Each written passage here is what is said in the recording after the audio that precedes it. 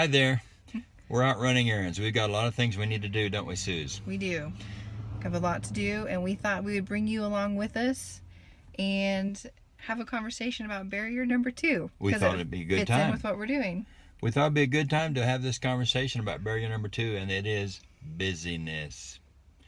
All of us can relate to that, can't we? Yes, we can. Too busy. Our schedules are crazy. We don't have enough time. We can all relate to that. Next stop, the library. Okay.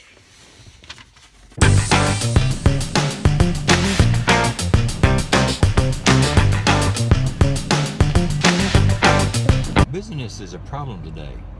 Our calendars are bulging.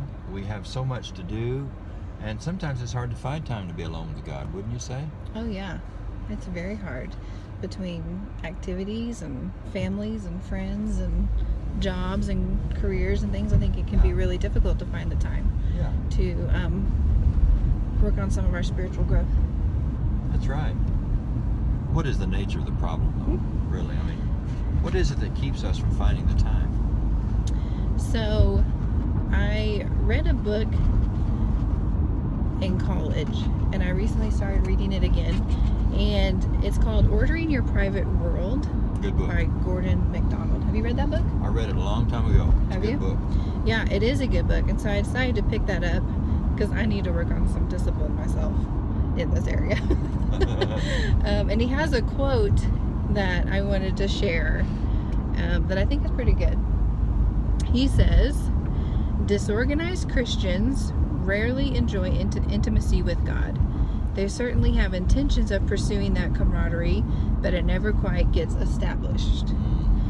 No one has to tell them that time must be set aside for the purpose of Bible study and reflection, etc. They know all of that. They simply are not doing it. They excuse themselves, saying there is no time, but within their private worlds, they know it is more of a matter of organization and personal will than anything else." Whoa. Pretty straightforward, isn't it?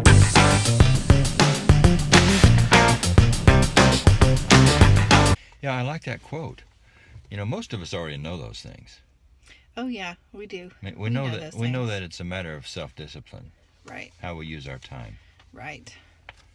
And really, that's what we're talking about, time management.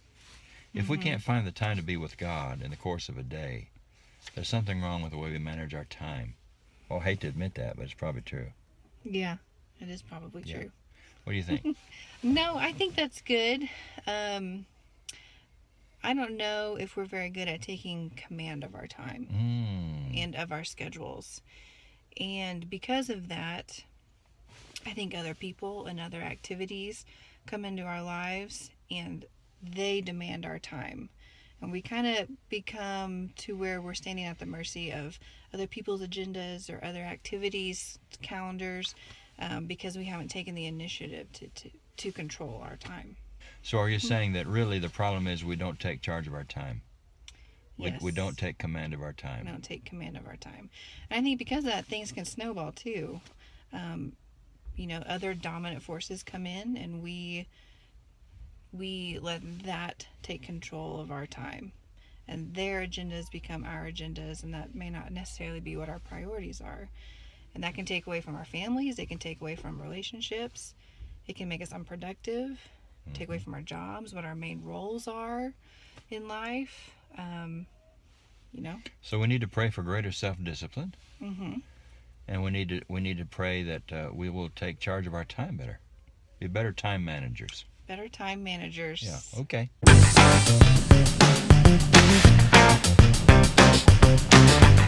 So, Susanna, enough talking about the problem. Let's move on some solutions. What do you say? Some tips. Let's offer some tips for how we might reserve time for God every day. Okay. The first tip I would mention is we just need to eliminate less important activities. We need to do less.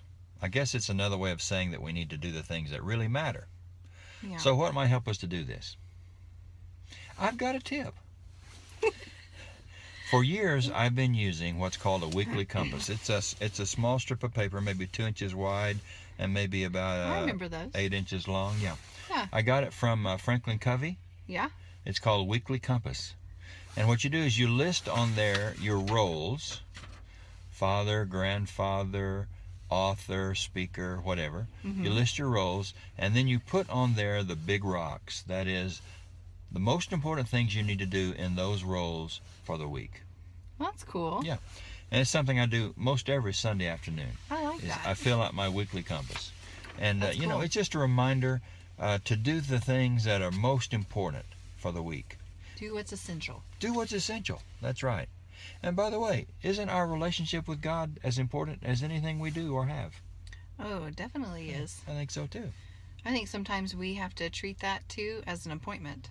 Exactly right. And we don't, that is the appointment, and we don't, nothing else interferes with that appointment. That's right. One of my roles is disciple, Mm-hmm. follower of Jesus. So that week, what do I need to do to be a follower of Jesus? I like that. Okay. And you know, I think when we look at the life of Jesus, he followed that. He did follow I think that. he measured his time by his roles that he played, Okay. or his mission. Or Yeah. does that make sense? Yeah. He taught his disciples. He helped people along the way. Yeah. On and on. And he measured his time by his priorities. Okay. You want to go That's tip good. number 2? Tip number 2. Tip number 2 is I like this one. learn to say no. You can't do everything. No, you can't. So we need to be judicious in what we promise to do. Judicious? Judicious. You know, I think I heard you say before that some people wear busyness as a badge of honor. I think, yeah, in our culture sometimes we wear busyness as a badge of honor.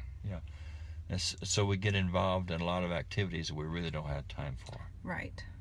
So we're just going to have to learn how to say no. That's right. And I think we should. Sometimes I think we should even say no to things that are probably really good, but I still think we should say no in order to be available for the best Good. that we can have. But we need wisdom to know that, don't we? We do need wisdom. What to say no to, what to say yes to. And people don't always like that either when you say no to things. No, they Sometimes don't. you can get some kickback for that, but I think that's just being a good steward of your time. Very good. And giving your best efforts to what is best. I like that. Tip number 3. Number 3, It's yours. know your rhythms. Mm. Know your rhythms. Know when your peak hours are of when you do your best work. When are your peak hours? Normally in the mornings. Me too. Yeah, normally in the mornings. If I don't get some things done in the morning, then it's not going to get done during the rest of the day.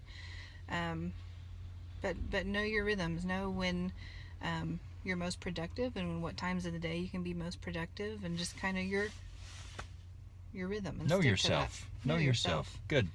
And you know, with that though, I think there's going to be seasons too. Know your rhythms also goes for, you know, your daily rhythms, but also even during the year. There may be times during the year where you're going to be way more busy.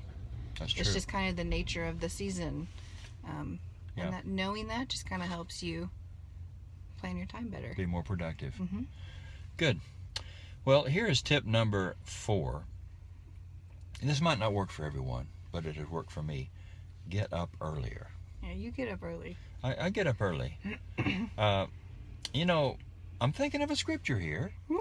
In Mark chapter 1, Mark tells us that Jesus got up very early in the morning Yes. and went to a solitary place where he prayed. Mm-hmm. I love that passage. I suppose part of it was that Jesus couldn't find the time to be alone unless he got up before dawn Right. and went to this lonely place where he knew people would not be trying to catch him, because he was very popular, of course. Yes, he was. So he got up very early in the morning, and I found in my own life that that's pretty good practice for my alone time with God. Mm-hmm. Get up early in the morning, which of course means that I've got to go to bed earlier than I used to. No more Netflix. No more Late night Netflix. No, no more late night Netflix.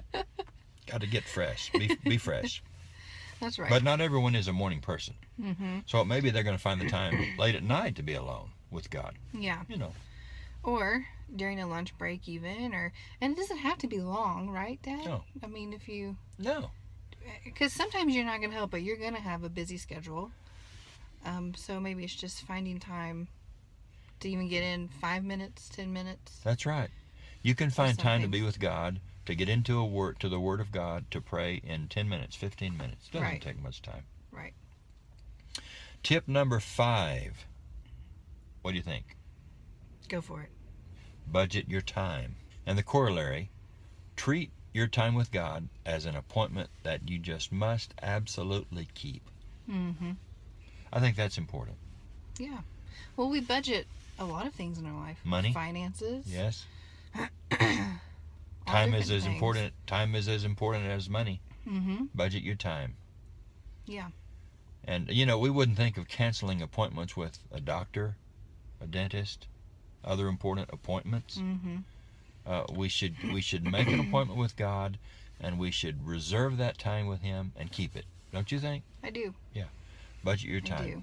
Well, and I find too that going off of that book that I read, the title "Ordering Your Private World," Mm-hmm. I like that, and I'm going to use that. Ordering, I think, my private world helps me order more of the public chaos, Oh, my that's public good. busyness. Very good. Yeah. I think it puts things in perspective. I like that. So budgeting time to do that is well worth it. And we're not telling people anything new. No, we're not I mean, at all. they know all of this. Now, the last one might be a new one. The last tip. Mm-hmm. This is actually your tip. You came up with this Mm-hmm. one. To help you stay on track with things and be more productive, use a timer. Yeah.